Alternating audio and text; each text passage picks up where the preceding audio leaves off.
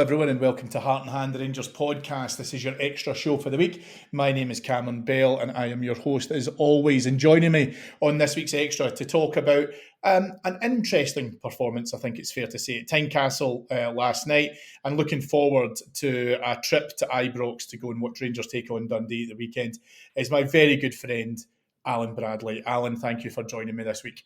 No, thanks, Cammy. Again, happy to be on. Did you do the air quotes when you said interesting, Cammy, talking about the game? Yeah. I was trying to think of a term that suits it. I don't know if there was going to be one that I could have put in there, Alan, that wouldn't have raised some eyebrows. But listen, Let's jump straight into it. Rangers came away with a 1-0 win at Tynecastle. I think what's fair to say was pretty much a game that had next to no away fans into. Obviously, Hearts still following this ridiculous rule of giving us minimal tickets. There's a part of me, Alan, just before we touch into the game as well, keen to get your thoughts.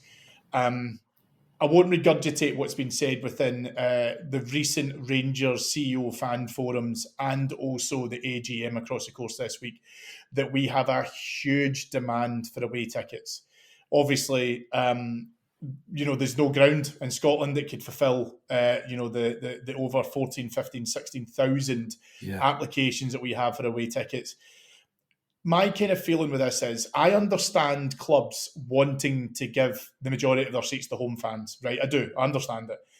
The problem I have, however, is that if you're going to cover seats with banners, dividers from away sections, if I'm sitting watching that and I know that I've got a club coming to visit that has got a huge demand for tickets, it feels a little bit contradictory of me to say, I can't give you spare, or I can't increase your overall allocation, but what I can do is waste those seats because we're not selling out every single one of them to a home crowd, but yet we'll curtail how many we can give in away support. It's very, very weird to me. Yeah, it's really strange. And as you know, from me, Cammy, where we went to all away games because we would take 15,000, whatever, 20, you go everywhere when we went to all the grounds. Now, to look at it in this sort of current day and age, it's just, it's crazy. And from a business point of view as well, if you just multiply, I don't know, so many hundred of those seats or whatever, 1,000 by 30 odd quid a pop or whatever. And the fact that clubs are always going on about we don't have enough funds and we can't do this and can't do that, it's daft. I mean, I know Hearts, obviously they had a kind of, a bigger support than normal. But when you go around all of the grounds, like Kilmarnock, Fir Park, wherever it would be, Cammy, literally they could have thousands of 30-odd quids, twice a season against us. I just don't get it at all, yeah. I mean, I understand it. Listen, and I'm on record, and again, someone who's been very much an advocate of fan ownership within clubs. I was involved in it within the Rangers Supporters Trust myself, so I understand the great job that Hearts fans do, the foundation do within being able to try and have some of that stuff. I understand it, but again, it's probably separate to the conversation that we're avoiding by saying let's talk a little bit around the performance. And Alan, I'm not going to go through the game blow by blow, right? Because I don't think anyone really needs that in their lives any longer. I want to talk a little bit around probably something which I feel is a sentiment or an undercurrent within the Rangers support at the moment, that when you're watching the game, right, when you're in the moment and you're watching it live, your heart goes through all these different palpitations, your mind goes through all these quantity, and then all of a sudden we start missing chances and you expect a sucker punch, and if it doesn't come, then that's fine, but we've had our fingers burned. Hearts a great example. At Ibrox, obviously, we've been able to get a last-minute win, but, they took the lead against us, and we struggled to be able to turn that around until, the dying embers of the game. And I think what's really important for us to be able to say this is, I don't know about yourself, keen to get your thoughts, but what I suppose I'm really interested in is, you're watching that game and you're thinking to yourself, this is, it's edgy, it's on the edge of your seat stuff. But then you watch the game back knowing that you've secured the result, and it almost feels like you didn't know why you were worried about it in the first place. Now, I'm going to use the context that we've definitely got some stuff we need to talk about, and you and I are going to do that right now. I just don't know if there's like a symbiotic relationship with how this team is performing, the chances that we're missing, the underperformance of some of these players, and the fans feeling so nervous because we're carrying so much scar tissue. Yeah, yes, it's a really interesting point. I mean, anyone who's anywhere near the eastern closure will probably have heard some old guy going, "We're going to regret this. We're going to regret it." And as you say, as the game goes on, you're thinking. I mean, this has happened for obviously years. It seems to be kind of, I don't know, it seems to be getting worse more recently. But what happens as well is you miss a chance, and then the guy's having a wee laugh. I nearly got it, and you're looking at him thinking you're laughing now. So there's that feeling. But as you say, I think the scar tissue and it's been building up, and it's as if you can actually feel the mood in the stadium as well, whether it be Ibrox or even the likes of last night of these away ones, but more so at Ibrox. I just don't understand. And as you say, I look at the next.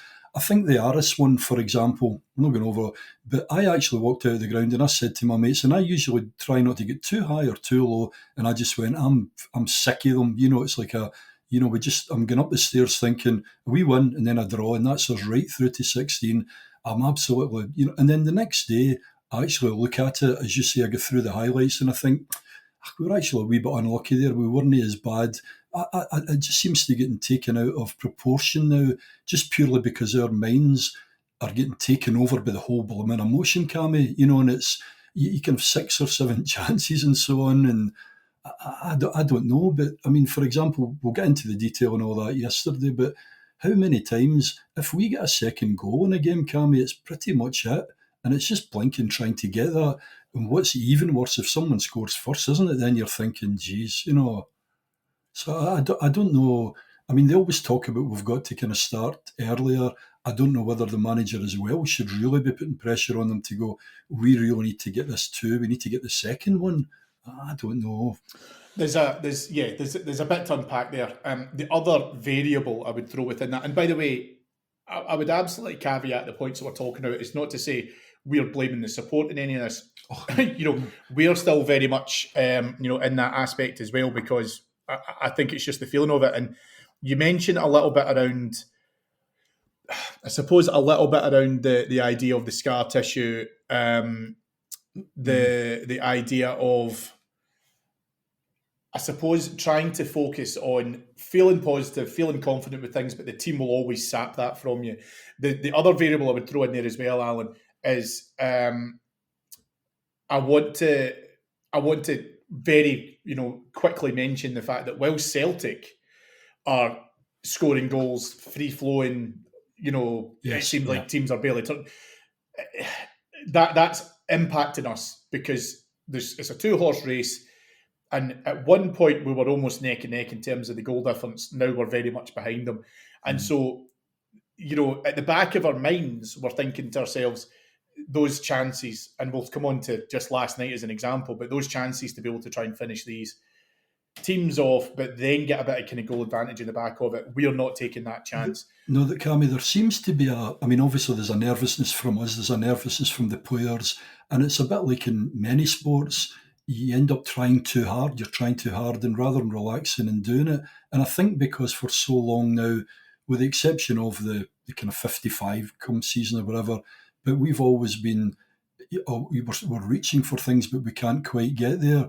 Whereas other teams, if you think of even our other successful Rangers teams, it's okay, it will come. And then you've got players with a mindset of a McCoist, who, by the way, would maybe miss 4 chances in a game, score 1 or 2, and people in other clubs who go, my God, McCoy's, he's lightning, because of the mental, it's okay, it will come. I think, unfortunately, what's happening with our guys, if they lack a wee bit of confidence as well, and they're trying too hard as it is, and then the groans come, it just seems to kind of feed that.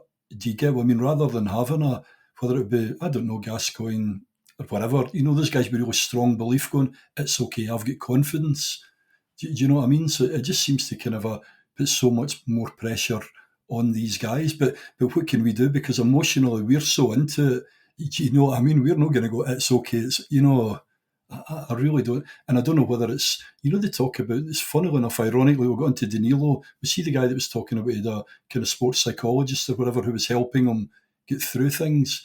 You wonder if a lot of it as well is in the head with some of them as well, Cammy, It probably is, but then, and this is what I mean, it's been really interesting when you think about, because I look across the reaction to games, right? I look on forums, I look on social media, I look to be able to try and see that. And I think what's been really interesting is some of the dialogue that I've seen following last night's game is some people can't decide if such and such had a really good game, someone felt wasn't great. I know. I've seen Danilo getting put in with Dessers and Lammers now, which I think is kind of ridiculous. But I understand it, right? I totally understand it. And I think that psychologically, we're in a stage where we struggle to believe in something that we so desperately want to believe in because we've been let down that we kind of scramble with it. And now what we're kind of at, and again, let's talk about, last night. What now where we're at just now is that you see players like Danilo miss those chances, and he doesn't let it affect him, right? I still think that at some point Danilo would have scored last night, if irrespective of those misses that he had. Yeah. But then you obviously mention about where that impacts the players. I do understand that, because I do always try and think, a little bit more of the human element of it. But I think I've got to put a lot of that responsibility back to them, because I need them to be able to, probably similar to what I'm saying there about Danilo, you can miss that chance. Now, if you choose to let that impact you and dictate the rest of your game, then you're going to get nothing from it. I understand it. Yeah. Players can have bad games. I think the challenge that I've got in terms of where we're at just now is it feels like we just want to be able to see games at Tynecastle, where a difficult venue. We've done well at Tynecastle recently, right? So let's not dress up than anything else. But be able to go out there, and we almost kind of want to make a statement, and then that's the step that we've got with it. And whether it's from scoring goals, whether it's performances, whether it's injuries, where you've got players who are coming back, we want to see them do well, then all of a sudden they're injured again, like Tom Lawrence. It feels right now, to quote Del Boy Trotter, Alan, we would drop a fiver and find a summons. It's as if we just can't get a break. And it's like, I think you and David have said it on a number of occasions too. How is it always the good ones that get, the people in terms of, it's never like Alan Bradley. The ones that have just hit form.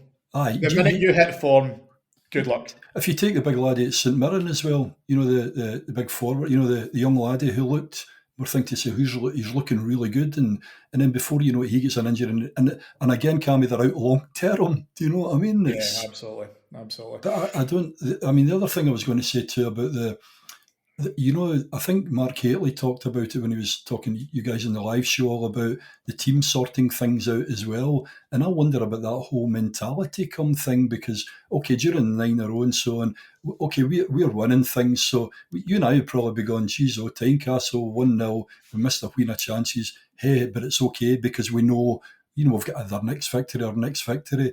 I think it's because we're always thinking, oh my God, the wheels are going to fall off again. But I wonder as well if that mentality within the team as well, your people grabbing folk and saying, Cammy, you miss one, don't miss. It'd be really interesting to see how that goes, because they need to sort some of that stuff out as well, don't they? Well, that's it. Do you know what I mean? And I think last night, obviously we probably started not as brightly as you would like. I think it was interesting, Alan, the point that you made there about, if the manager wants them to get in the front foot. I definitely can support that. I think the challenge that I've got, and I think a lot of people would agree with this, is this team have got weak jaws. Do you know what I mean? And if you do land that punch, and by the way, I know that there has been exceptions, right? So again, the Hearts game we've just mentioned about Ibrox.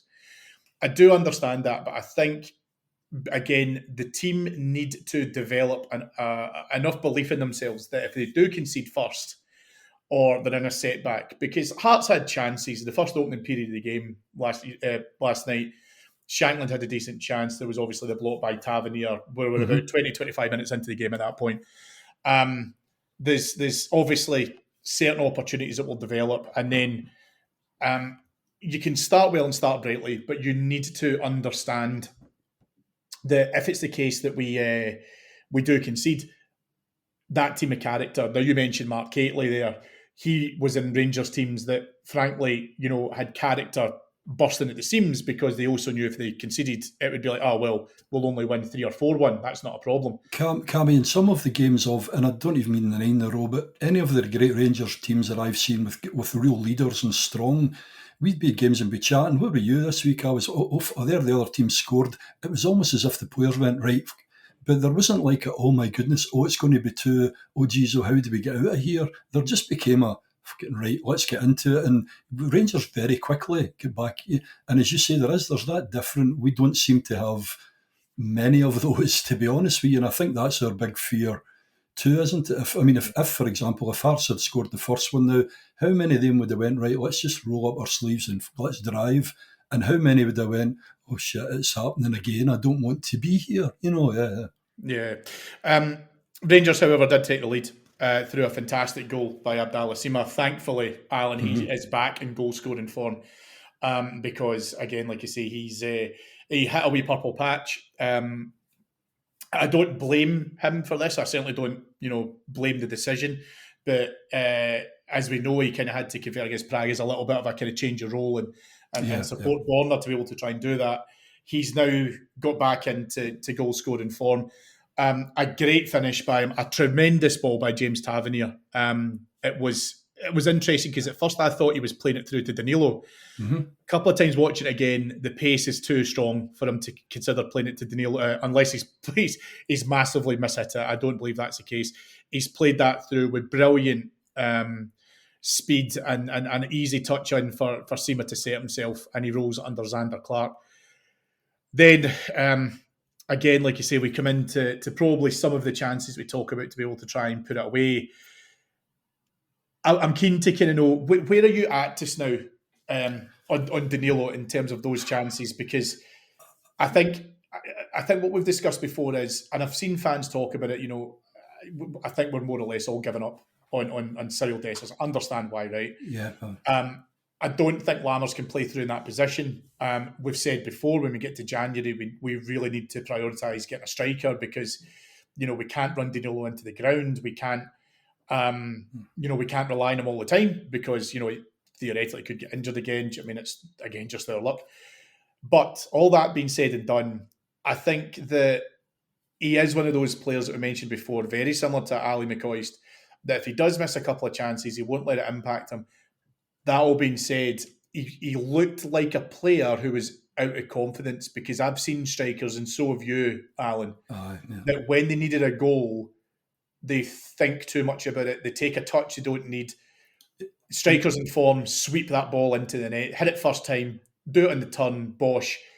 I'm not really too sure as to why he's in that space because he has scored goals for us and some very good goals for us. But it just felt a little bit that he's looked out. He looks like he's been out of confidence last night. And it has been interesting to see the reaction to some of that because I'm sorry, but it's not Danilo's fault he cost $6 million. It's not Danilo's fault he's Brazilian. Just because you've got these things, these connotations that you put to him that mean that he should be doing better, you still have to remember, he's come back, he's been playing through a fairly horrible injury, let's be honest. He has been scoring goals during that.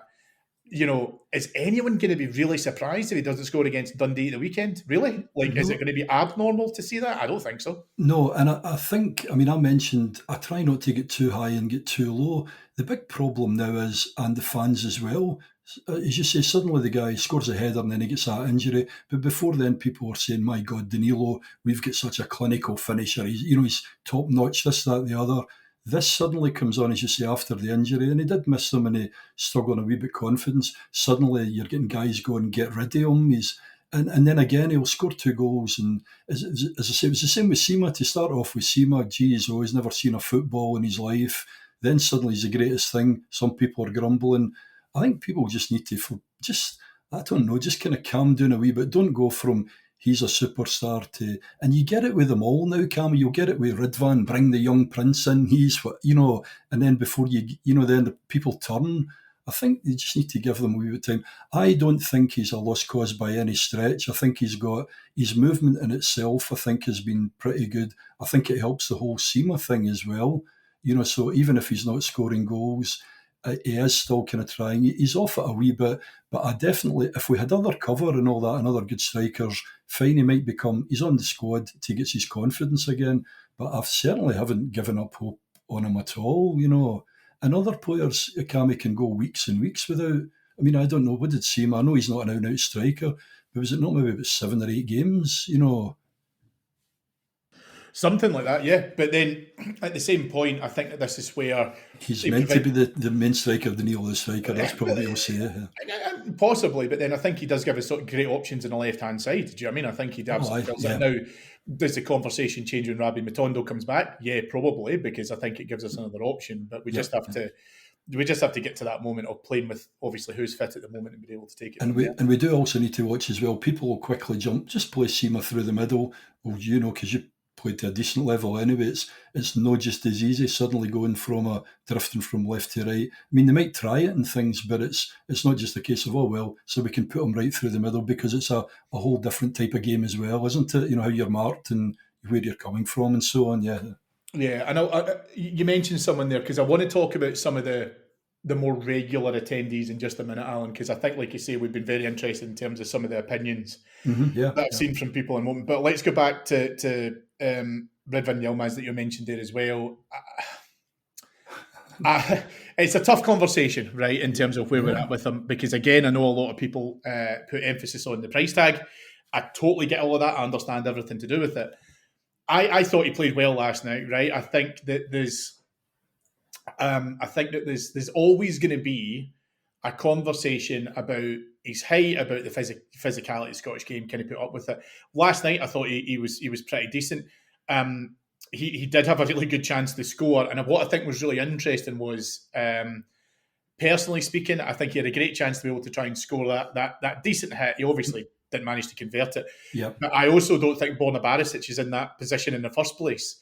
So he does give us something a little bit different to Borna. There's no doubt about that. I thought he played okay, but I would also probably give him a little bit of extra credit, because unlike some of the guys we're going to talk about in just a minute, he's not in there regularly. And I don't know where he's at mentally. If he then thinks, right, well, I'm going to play every so often, Borna's first choice, he was probably thinking he would be in by now on a regular basis. I don't know how much he's enjoying his time in Scotland. I genuinely don't know any of these things, right? I really genuinely don't. I think last night he didn't look like he'd missed a step or had a gap, is probably what I'm trying to say. No, I think you've hit the nail on the head. I mean, I think he had a couple of wee kind of daft mistakes and so on, but middle to front, I mean, he definitely gives you more middle to front.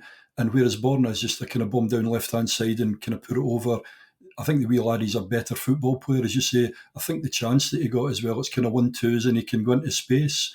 So I definitely think he's better at that side of it. And I know people moaned about the back post the last time, Shankland, they were just targeting the wee fella at the back. The only thing with me is I feel like I haven't seen enough of him. If somebody asked me after 20 games of him playing, because he's kind of coming in and then he's out and he's in again, it's a toughie. And again, as you say, if it had been like we got him on, I don't know, for a couple £100,000, it's amazing how suddenly that 4 million, 6 million just magnifies everything, doesn't it, as well? I don't know. Well, and Borna as well, people have given up on him so many times. When Borna plays well, he can be a good 7 out of 10. And when he does do that, fine. But he's had so many flipping 3 out of 10s as well. And we talked about some of those big games at Parkhead where he's rabbiting the headlights. And do you know what I mean? Yeah. But listen, see, on his day, Borna's a game changer. Aye. He really is. However, awesome. Yeah, I know. However, there's also times where we need to think about, okay, and I mentioned it, I think, in a couple of posts, certainly on our Patreon site as well, that there's probably an element to this that now that we've obviously started to bring in, director of football recruitment, the manager is going to want to come into this upcoming transfer window. And by the way, just to set expectations, January transfer windows very, very, very rarely solve all your problems, right? So, brace yourselves. It's not going to be... There'll not be much happening. As much turnover as I think most people want. But he's going to have to probably make a decision on that. And I think it's erring towards Ridvan now because, again, we need to see where Borna is and what he wants to do. I don't think too many fans would be sad to see him go. I think that he would be given a fond farewell, but beyond that, that's kind of where we're at. I think the manager's frustrated as well about all these wee daft knocks that seem to keep on appearing too. So you're right. I think he's got a decision to make about that, hasn't he? Yeah. He does, but then I actually think that Ridvan fits into what the manager wants. I think he does want some athleticism. I think he wants the tempo and the up front and all that. Yeah. And bravery. I think he wants people who wants the ball. And I think that when you look at, and again, just taking a step out of the whole current situation, but if you look holistically at what's happened within our left back space, the manager can assess that and say, well, listen, if I've got someone here who wants to play, who wants the ball, who wants to go forward, isn't afraid of anything. And one thing you have to say about Ridvan is that, he might come up against guys who are a good bit taller than him, but he's not afraid of it. He will continue going for it. So you're right. I think that's fair. Now, someone else who I think has caused some very interesting conversation since last night is John Lundstrom, Alan. David covered on our Patreon site the post-match show. I know there was some talk around Lundstrom and where people were at. It feels to me a little bit like sometimes Lundstrom is the epitome, I think, of a Rangers fan's opinion of something is either sugar or it's shite. Yeah. And Lundstrom, I think, has developed under the new manager. I really do. I think he's shown different aspects of his game. He's playing the ball forward more than he did. Not enough, in my opinion, but it's progressing.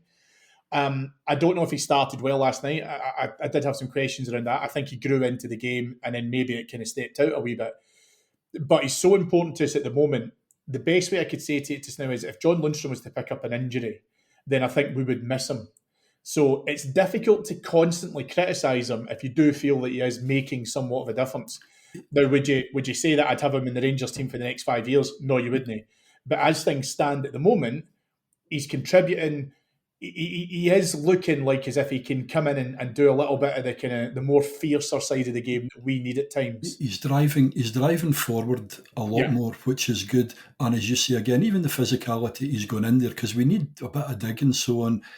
Every now and then he makes those wee stupid play, putting the ball across and silly. But overall, and it's quite fun, even in our bus as well, and different people I speak to, the people that always went, Lundstrom, get him to. There's been a few games of this season where they've gone, I don't really normally say this, but Lundstrom done actually okay. So I think at this point in time, definitely I think there is a plus. I mean, because Ryan Jack's kind of injured and will come in for a few minutes and things, we really need something. I mean, the big boy Cifuentes, he still looks a wee bit off the pace, although he looked a bit better yesterday. He'll take a wee while, I think, Cammy. But no, at the moment with John Lundstrom, and again, it's like all the rest of them, like I said about Borna, I suppose at one point Tav at the back post, we've all got a wee name, haven't we? We've got, one of the players and we've got he done this, he did, there's so much stuff where people have let us down, but we need to just kind of go on, see what the manager's doing with them just now, and he is making wee improvements here and there, and then just see how things shape out. There's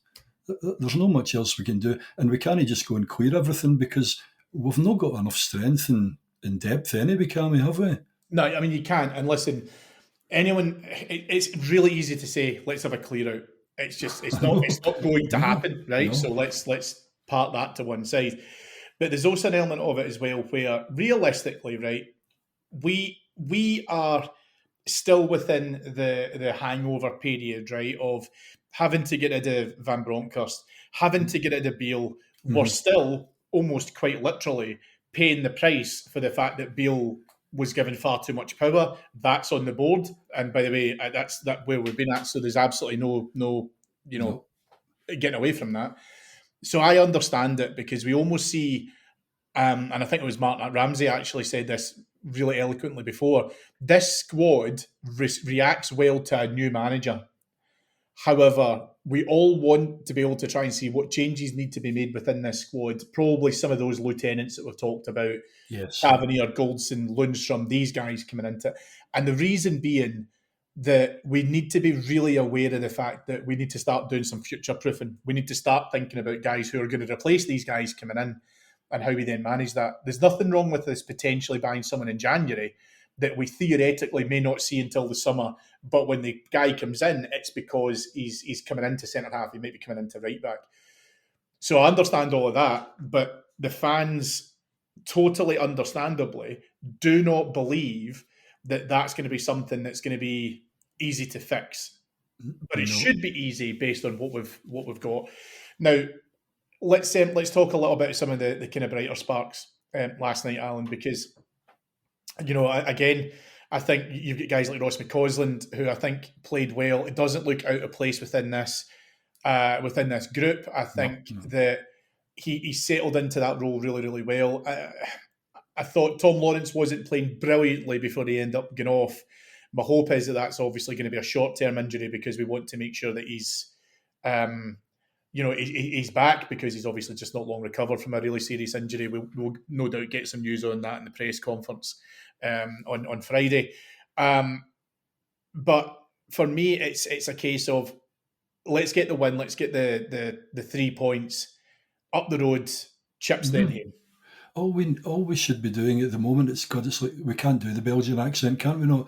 But basically, all it is now is playing Saturday, get the 3 points. If we can do it, it's nice. The nice to have, sprinkling all the nice to have and us not having to worry about it. But at the moment, it's really all they can do is pee with the cock they've got at the moment. And he's got this thing that he's just going to have to get us through as best as he can till. And it's just, it's not even January, it's probably beyond then. But all we need to do is just next one, see how we get on with that one, then go into Thursday. Obviously, the cup final, the same. And I think that's all we can do. Mention about some of the players. I think Ross McCausland, definitely. I think it's a great thing we've got him.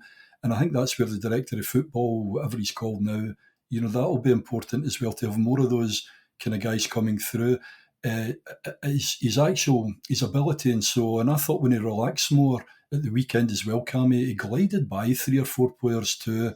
People are now beginning to double up on him, so that's good because it's opening up as well. The guy loves the club too, so he fits all the boxes in terms of, and he'll just get up and bounce back again. One player that people haven't talked about, and I know, and it's because of the age and the fitness thingy, but I think Balogun, again, I thought yesterday, in some of those games where we need people to stand up and just kind of fight, and I think Balogun's actually been a really good kind of addition. I know we get caught out with those stupid, the kind of ball through the middle, but do you not think Balogun's doing no bad in terms of having his experience at the back as well?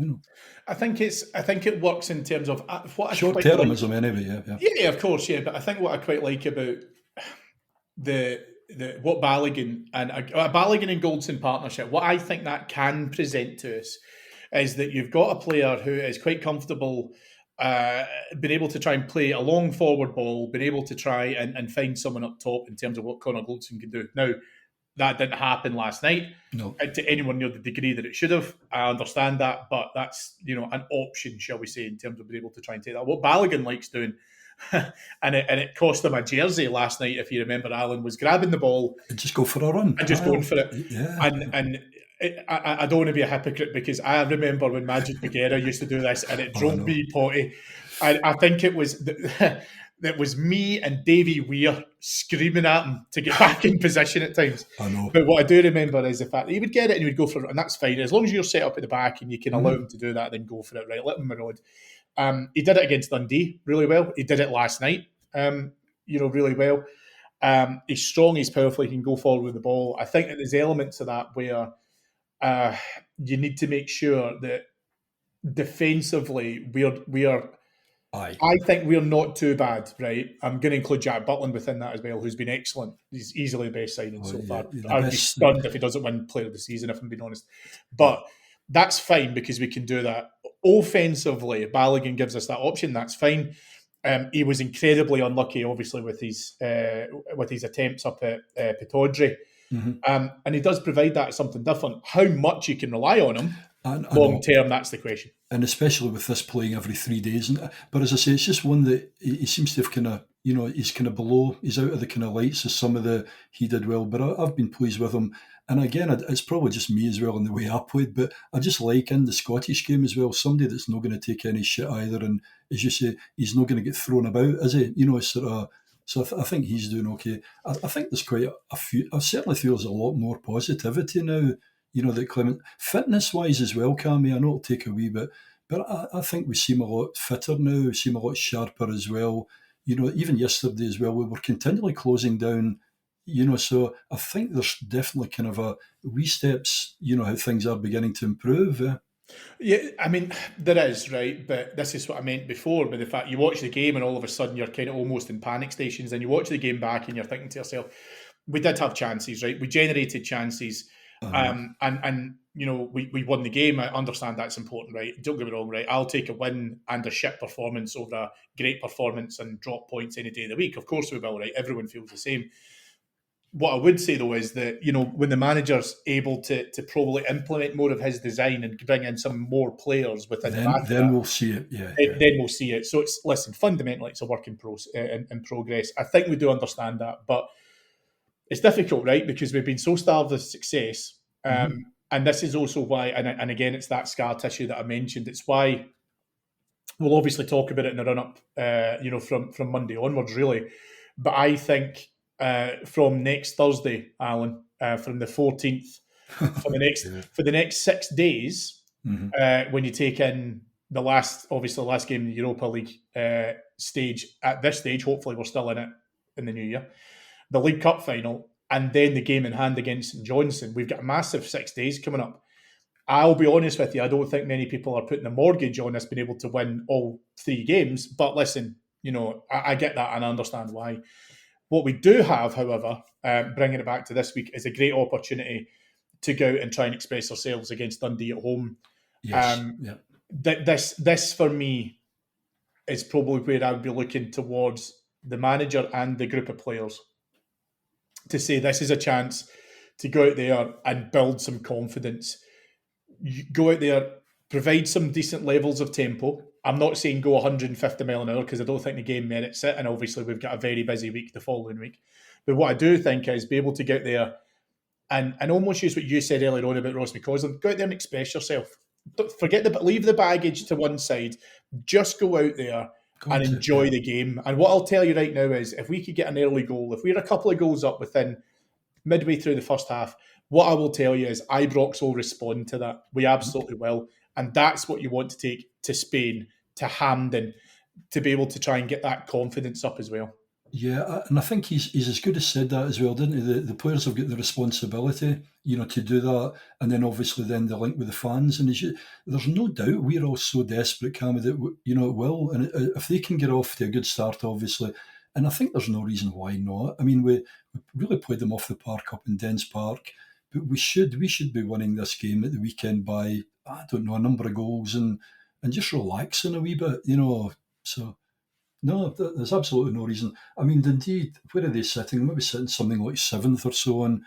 But again, for goodness sake, if Rangers at Ibrox, you know, cannot actually put them to the sword early on and build up even, you talked about goal difference, but even build up a number of goals. I can't mind, I think of the Kilmarnock, Celtic are at Kilmarnock or something, but this would give us a chance, wouldn't it, then to just put a wee bit more on them, you know.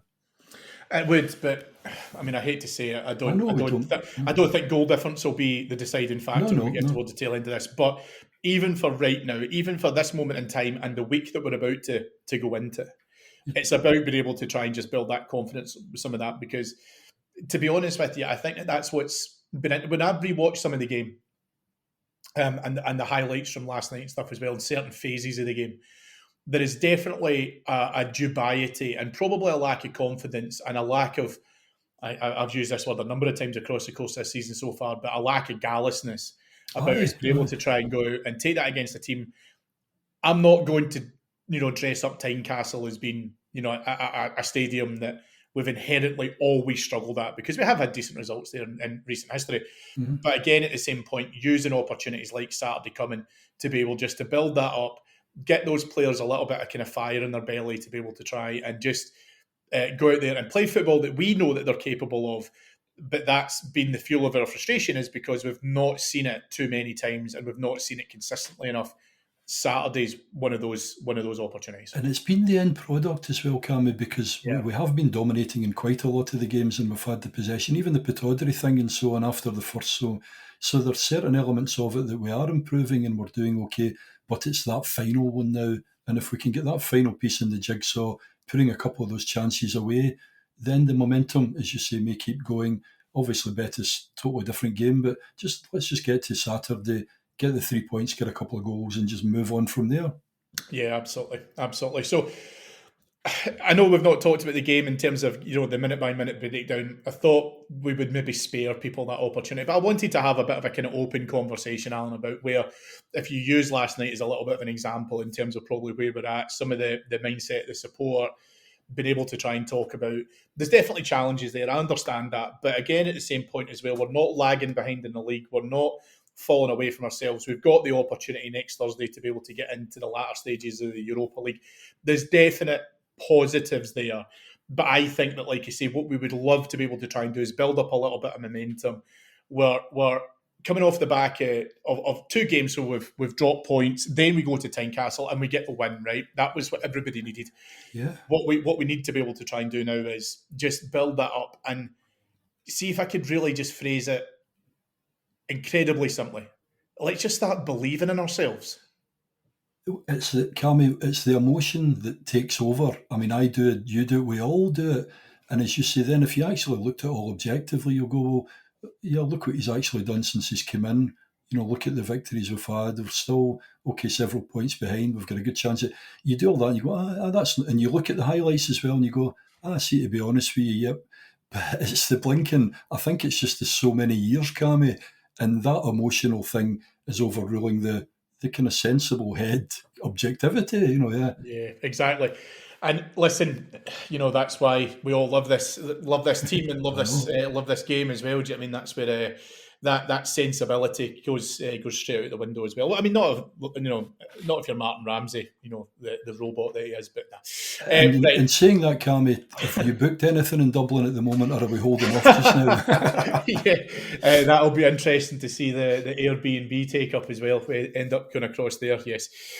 Listen, Alan, if we are sitting here in the build-up for heading across to Dublin, I will make sure and buy you a pint. Don't you worry about that, my friend. Okay, well, listen, that will do us for Extra this week. David will be back with you on Monday to unpack the Dundee game. I'll be with you the following Friday, obviously allowing the Real Betis game to get done and out the way, hopefully with some really, really good news. And obviously we've got the massive build-up to the League Cup final. You must be saying to yourself, how can I get more of this incredible content? Well, let me tell you, you can jump on to patreon.com/heart and hand, where you can join our site with up to 5 shows a day, and it's only a few quid out of your pocket. Listen, trust me, if you're looking for value for money and you can't see it in Rangers signings, you will definitely find it on the Heart and Hand Patreon site. So jump over and join us. There's nearly 7,000 subscribers on there, and you get an opportunity to listen to some brilliant shows every single day, and it will really, really be value for money for you. So please don't worry about that. Thank you to our executive producers in London, Mr. Mike Lee and Paul Myers.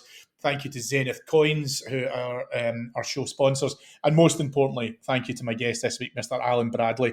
It's been cathartic, Alan. It's been good to talk about it and speak to someone with your level of experience and a cool head on I'll not say old, but mature shoulders. I was going to say old, to be honest. But I was going to thank you and just say it's great. I've got this off my chest now. I can go there on Saturday, objectively cool, just sit down and just watch the game, Cammy. Yeah. Well, Rangers will ruin that for you within the first 2 minutes. Do you know what I mean? If we concede or Tav plays a bad pass or John Lundstrom decides to play the ball, you'll hear me, mate. Yeah, exactly.